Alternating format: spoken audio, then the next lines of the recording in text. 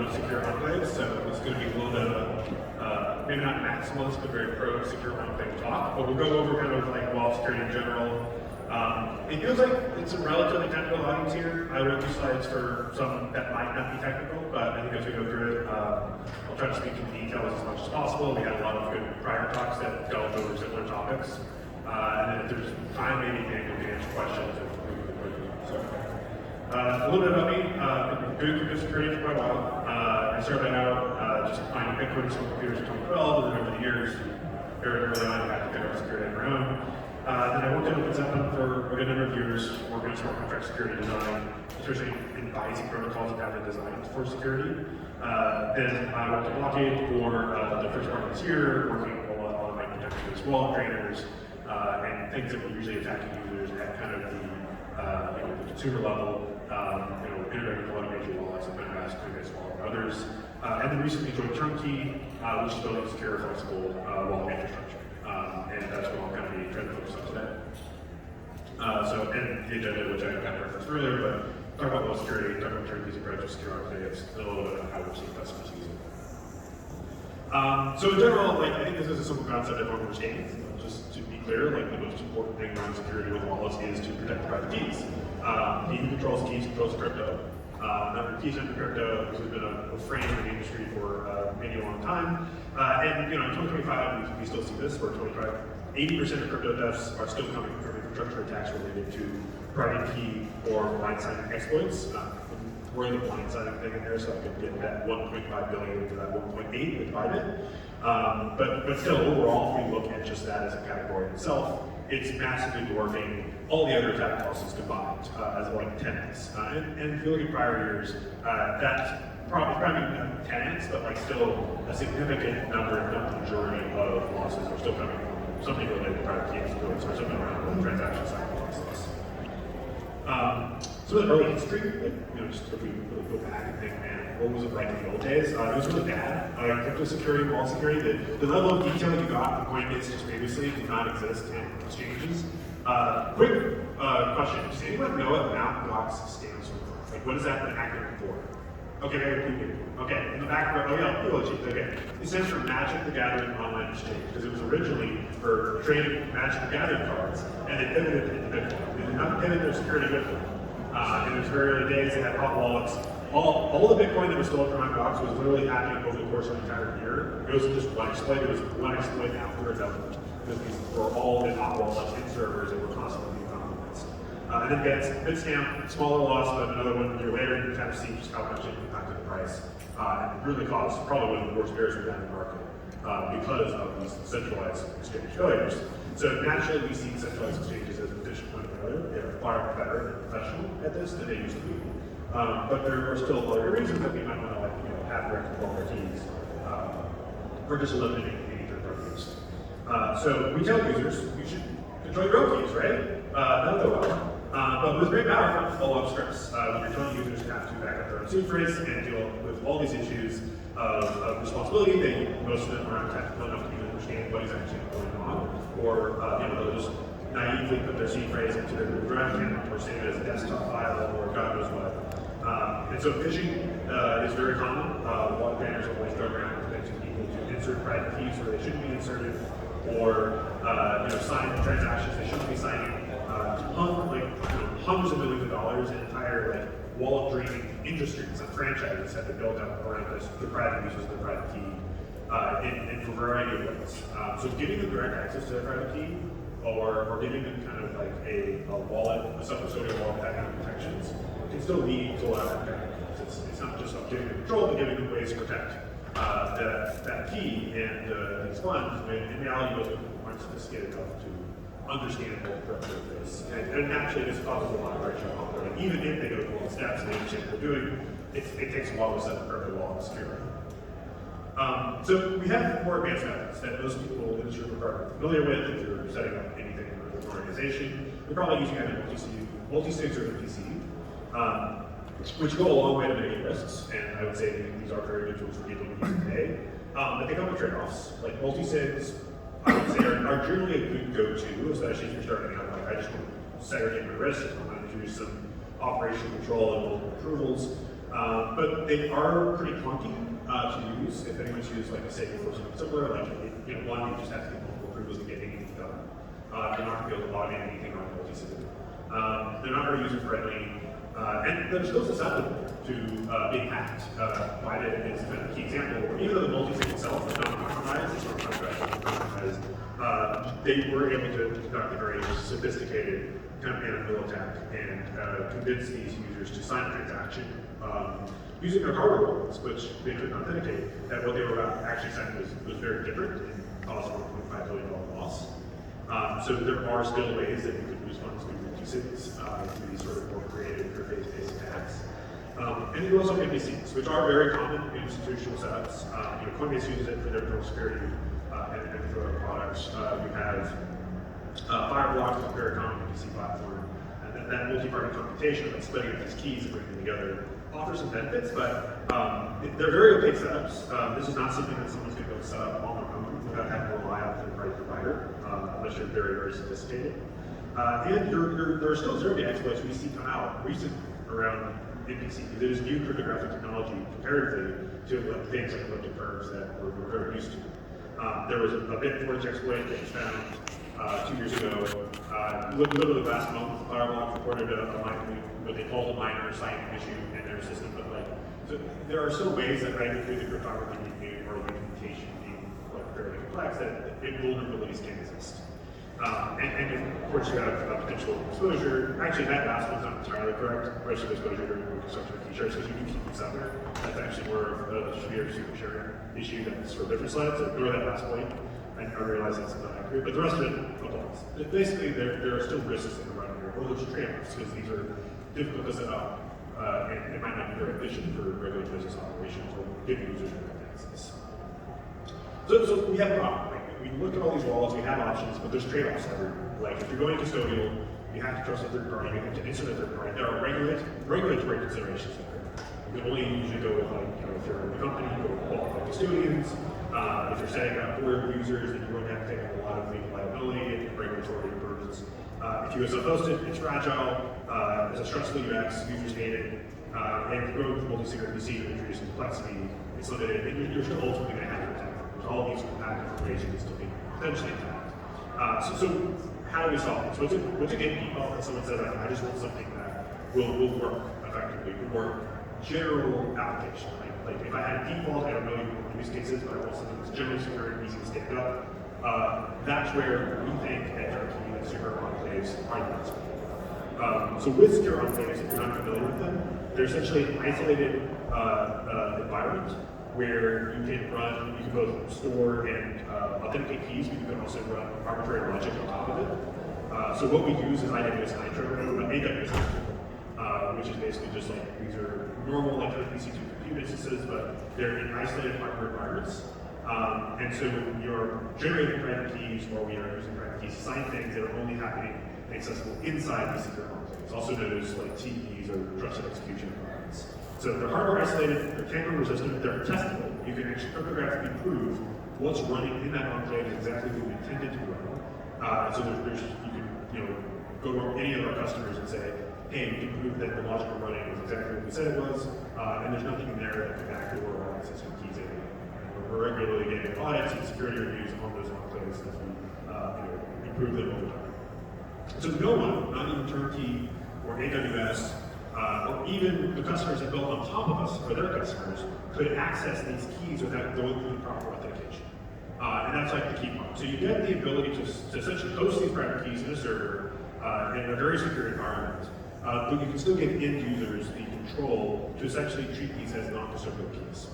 And we specifically can do this because we add a lot of the authorization logic into the enclave itself. So traditional hardware security modules and PDEs, they've been around for a while. It's not new technology. And people have been using these private keys for a long time. But they still have an issue, which is if you just are using them to store your keys, but then the way that you access that module, the way you get it to sign a transaction for you, if that is compromised, if the API key or whatever you use to authenticate is compromised, you can still essentially get someone to sign a transaction that steals all the money that's on that private key, if the private key is exposed. So at Turnkey, what we do is we add a lot more additional logic, and we've done a lot of work to set up a very secure pipeline to deploy that logic into a secure enclave in such a way that the end user has direct control over the signing process. And there's an end-to-end secure system. So they can use a P256 key, or passkeys, or API keys, or other things where it's going to be end-to-end authenticated.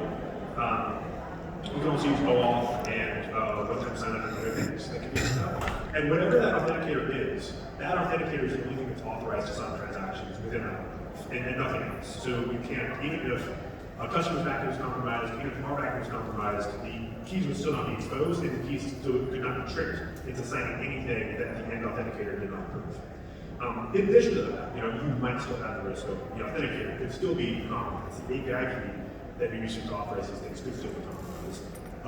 In that place, we have policies. So policies can greatly limit the access that any of these one authenticators have. So I may have an authenticator on my phone that can allow me to send funds, but maybe I limit that authenticator to $100 a day, or something that I want to set as a daily spending limit. And then maybe I can do multiple authorizations, like additional authenticators as a laptop or as a friend of mine, in order to approve additional transactions. And then similarly, like you can build policies around the API key funds they can access, or how they can access those funds. You can say you can only send money to this address and only that address. You can only send it to a host of addresses that we blacklisted, or we can prevent it from sending it to a bunch of addresses we blacklisted. You can set up a whole variety of configurations with a very robust policy engine. And enforce all of these policies before signing are also going to be any enclave and are going to ensure that anything you sign is always going to be this process. So you have a lot of customization of policies, and you'll have the ability to then authenticate them at the end user device. So this is ultimately what we're building Turnkey, and Turnkey came from a lot of the team that built the original version of Coinbase Custody and wanting to take that to the next level. And so they wanted to take it not just for an exchange use case, but for any use case. Build it with really low level API primitives so that anyone can build an embedded wallet, backend automation, or a variety of other use cases we haven't even anticipated yet because they ultimately would have built possibility. So some of the advantages that we get this: one, it's verifiable. We can remotely attest to the logic that's running in the enclave and make it verifiable. We have security around key interactions. Everything's protected. It's the keys, if they're not in the enclave, are only going to live in an encrypted state, and they can only be decrypted by a key that lives in that enclave that never leaves the enclave, essentially. So we have this end-to-end encryption and authentication, and any authenticator or any request going to the enclave to sign something is also going to have to be signed by the appropriate credential and authenticator. And so again, backend compromises are not going to expose your key material or lead to unauthorized access, especially if you're able to lock down program policies on the end user authenticators you're using. It's fast and scalable, so with this solution, unlike APCs or others that do have a lot of sign-in latency, like in a matter of seconds, this is going to be sub 100 millisecond sign-in. Right? This is going to be something that you can use where the user will not notice the difference if they're waiting for a second request. So we'll effectively come back very quickly. And this can then scale and support millions of wallets. So this is something that you can use today for a consumer-facing use case. And then you have this feeling. You can expose whatever you want to. You can have them use passkeys. You can have them do email one-time password. You can use OAuth. And you don't have to expose C phrases to that anyway. You can give recovery mechanisms that use email or other things. I would say, at the end of the day, these authenticators are still going to be by security element. So if someone's email is compromised, yes, they might lose access to their funds. So, we can add additional steps. They have to use a passkey, or they have to use multi-factor authentication. So you can add a lot on top of this, but the UX at the end of the day is still something that users should be aware of. And now we're dealing with more traditional security, problems around sign-in authentication, not the really weird, more intractable ones that we have when we expose private keys to users. So why does this matter? Now users don't have secret anxiety, they have secure recoverable wallets, and they still get to have essentially the control that non-custodial offers them. And our customers that are building on this, they can use very flexible APIs with low-level control. They can do a secure custodial setup where they control everything on behalf of their users, but they can, from an institutional perspective or an organizational perspective, set policies inside of their company to ensure that all of these keys and what they access is highly restricted and done securely. They can whatever security design you want, you can implement. And then, of course, non-custodial, you can just offer that to users. And a lot of our customers are now going with that non-custodial setup because that means that they can avoid a lot of the regulatory burden being custodial offered. But they don't have sacrifice anything in terms of user experience. And then finally for industry, like this is, we think, a really strong vehicle for mainstream adoption. We think that you can get high performance use cases, scaling millions of users using this approach today. I'm a really big fan of account abstraction, for example. I think there's a lot of cool things you can do with it. We actually integrate with a lot of account abstraction kits, like Alchemy's account abstraction kit. But there are still limitations in terms of this adoption. You have to worry about smart contract security. You have to get smart wallets set up on every chain you want to operate on. Whereas with this, you can go multi-chain and be supported on any chain today, because all we need to do is support the cryptographic curve, which there's like two. There's like end curve, it's like 256, day one. Like, and we basically support almost every blockchain in existence right out of the box. So you're ready to roll, go multi-chain, go high scale today. And so just to kind of give you some examples, like the way we see this and we envision this, there are other people that are building kind of similar embedded wall kits or things like this today. What I think makes us different is that we are trying to take a very Lego-driven approach. We're trying to build these as very level primitives that any user can pick up and use, or rather build or develop. And they can like build whatever they want. So we sat down with people that had an entirely new use case we've never heard of before. Moonshot is one example. They wanted to build a way to actually, no, they don't have the example, but one example I'll throw out there immediately is they basically like, we want to send an email to a user and have them be able to sign up for the wall. And the wall's pre-generated for them, it already exists. And if they don't sign up in 90 days, we revoke the wallet and bring the funds back to us in a way that's still non-custodial. And we were able to map that out as a solution in like 15 minutes and then have them a solution that was essentially ready to deploy and test out in like a day. And that's possible with the API because it's very low level and it's very custom. So you can build things that are entirely novel. Whereas if you build with kind of a more, I guess, stripe-driven approach, like the Privys, where it's like, you have a lot of stuff out of the box that's like pretty easy to get started with, but it's very inflexible. And we also offer the same sort of like SDKs if you want to start out with something that's like built for you, but you have a level of code and you're ready to go. So a few examples of this, Infinex has a cross-chain event portal that is live today for crypto newbies. They started using this about a year ago. Again, like normal sign-in authentication, you can use your passkey, touch it to sign in, and then simply you're good to go. And then we've seen over 500 million in TPL on that customer alone now using that and growing very quickly. It was like 100 million like 6 months ago, so they're getting 5x growth there with a solution that's very easy to onboard your customers to. Another example is Spectral, where if you want to delegate access to your wallet, we have policy configurations that allow you to do that. So you're able to delegate to a wallet, such as an AI agent, that can then transfer on your behalf. You can also revoke it, and this can essentially give you a lot of the power that account abstraction will give you, but driven entirely within the enclave, so you don't have to rely on smart contracts to achieve this. Again, you could use account abstraction, if that's preferable, if you want more smart contract-based security. But I think the advantage here is that you don't have to wait for the smart contracts to be ready or security to do this out of the box.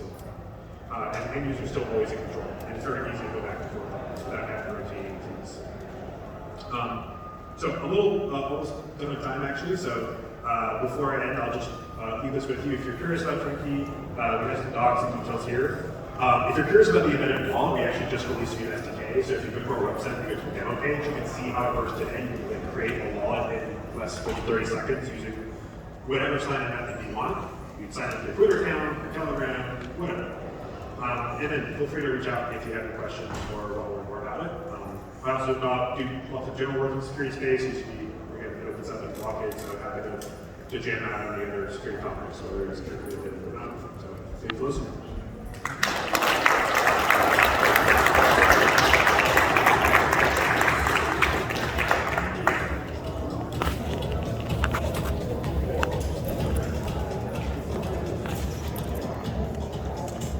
Awesome. Thank you, Michael. So that actually